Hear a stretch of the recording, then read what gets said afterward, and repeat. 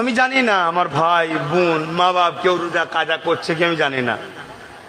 তবে ডাক্তার যদি খুব কড়াভাবে নিষেধ করে, জান বাঁচানো ফরজ, জান চলে যাবার ভয়ের যদি কারণ থাকে, সেটা নাচারের মশলা আপনি ছাড়তে পারেন, পরে কাজা রেখে দেবেন।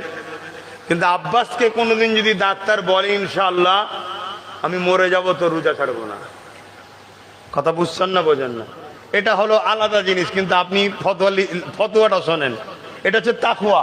এটা কি তাকওয়া? ফতোয়া কি বলছে? ডাক্তার যদি বলে যে আপনি যদি রোজা রাখেন আপনার যা শরীরের কন্ডিশন, অ্যাক্সিডেন্ট, আপনি মারা যেতে পারেন। আমি জানি আল্লাহর হুকুম নালে মরবে না, কিন্তু ডাক্তার দেখার আল্লাহ বুদ্ধি দিয়েছে, সেই জ্ঞান থেকেই তারা বলে। এই জন্য ডাক্তারের মতামতকে মানতে হবে। এটা হলো ইসলামের মসলা। আপনি যদি রোজাটা না রাখেন, ডাক্তার যদি মানা করে থাকে, পরে যদি সুস্থ হয়ে রেখে দিতে হবে, অবশ্যই শর্ত, এটা চলবে।